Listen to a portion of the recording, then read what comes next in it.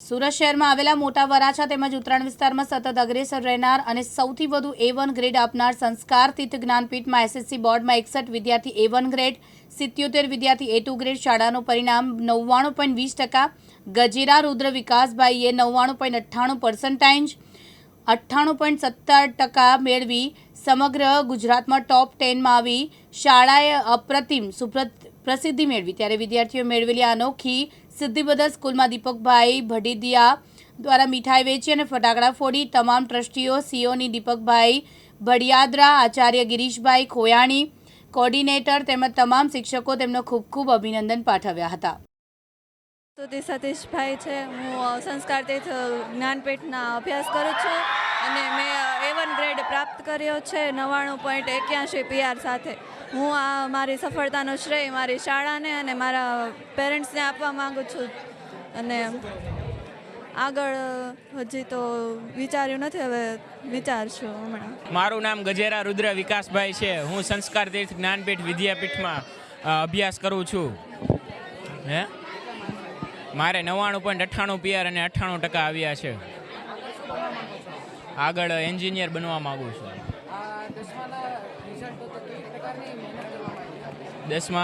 દસમા ધોરણમાં ખૂબ સારી મહેનત કરી, તેમાં ઠાકોરજીની દયા તેમજ CEO, પ્રિન્સિપલ તેમજ શાળાના શિક્ષકો અને મારી મહેનત તથા વાલીના સહકારને કારણે હું આટલા રિઝલ્ટ સુધી પહોંચી શક્યો।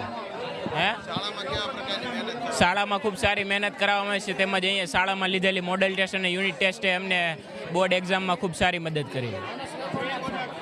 આનો શ્રેય હું પહેલાં કીધું તેમ ઠાકોરજીને તેમજ અહીંયા શાળાના CEO, પ્રિન્સિપલ, શિક્ષકો અને મારા વાલીને આપવા માગું છું। ગુલાબબેન ડોંગા, હું પ્રાથમિક વિભાગમાં પ્રિન્સિપલ તરીકેની ફરજ બજાવું છું। આજનો દિવસ અમારી શાળા માટે ઐતિહાસિક અને ગૌરવપૂર્ણ દિવસ છે, કારણ કે ધોરણ 12નું પરિણામ પણ અમારી શાળાની વિદ્યાર્થીને ગુજરાતમાં ફર્સ્ટ ક્રમાંક અને સાયન્સ વિભાગમાં 3જો ક્રમાંક પ્રાપ્ત કરી શાળાનું તેમજ સુરતનું નામ રોશન કર્યું હતું।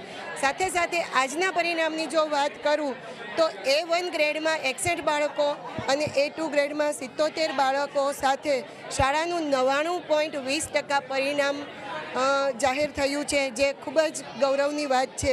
આ સાથે સાથે અમારી શાળા રમતગમત ક્ષેત્રે પણ સારું એવું આગવું સ્થાન ધરાવે છે। જેની વાત કરું તો સ્કેટિંગ સ્પર્ધામાં વિદ્યાર્થીઓએ આંતરરાષ્ટ્રીય સ્તરે એટલે કે મલેશિયા અને થાઈલેન્ડમાં પણ પ્રથમ ક્રમાંક તેમજ ગોલ્ડ મેડલ મેળવી શાળાનું તેમજ દેશનું નામ રોશન કર્યું છે। આ તમામ પરિણામ માટે અમારી શાળાના ટ્રસ્ટીગણ, આચાર્યશ્રી, CEO તેમજ સમગ્ર વાલીગણ, વિદ્યાર્થી અને શિક્ષકગણનો હું ખૂબ ખૂબ આભાર વ્યક્ત કરું છું। અસ્તુ, જય હિન્દ, જય ભારત। મારું નામ દીપકભાઈ ભડિયાદરા, સંસ્કાર તીર્થ જ્ઞાનપીઠમાં CEO તરીકેની ભૂમિકા ભજવું છું। આજે ધોરણ 10નું રિઝલ્ટ ડિક્લેર થયું અને ખરેખર જાણીને એટલો બધો આનંદ થયો કે સવારથી એટલી બધી ખુશી હતી। આખા સુરતની અંદર જોઈએ તો મોટા વરાછામાં અમારી સ્કૂલ 61 A1 સાથે લગભગ ટોપ પર રહી છે। દર વર્ષે છેલ્લા 5 વર્ષથી અમારું રિઝલ્ટ જોઈએ તો ઉત્તરોત્તર અમે જ અમારા રેકોર્ડ એ બ્રેક કર્યા છે।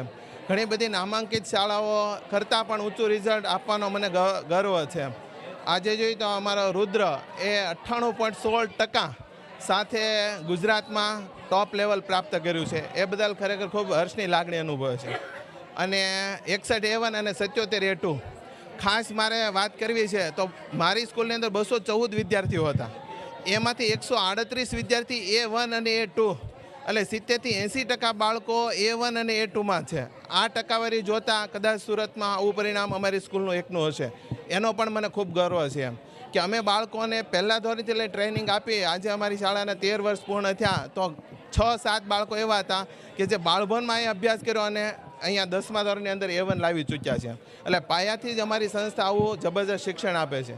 સુવિધાની વાત કરીએ તો આ 2-2.5 વીઘામાં અમારું કેમ્પસ છે, સ્માર્ટ બોર્ડ છે, 10મા ધોરણની અંદર મોડલ ટેસ્ટથી લઈ અને એક વિષયની અંદર એટલી બધી કાળજી અમે રાખીએ છીએ, જેને કારણે આ રિઝલ્ટ પોસિબલ બન્યું છે।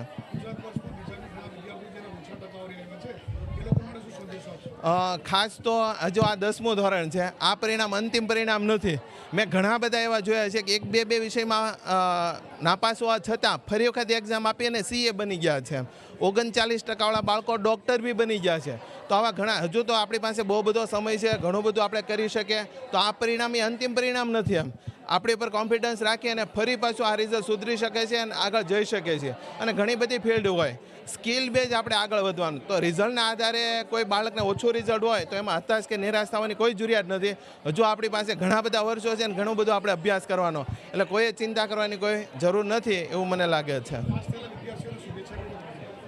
દરેક જે પાસ થયા છે બાળકો એને મારા હૃદયથી નમસ્કાર. એમણે જે સ્વપ્ન હોય, એના માતા પિતાના જે સ્વપ્ન હોય એ સાકાર થાય.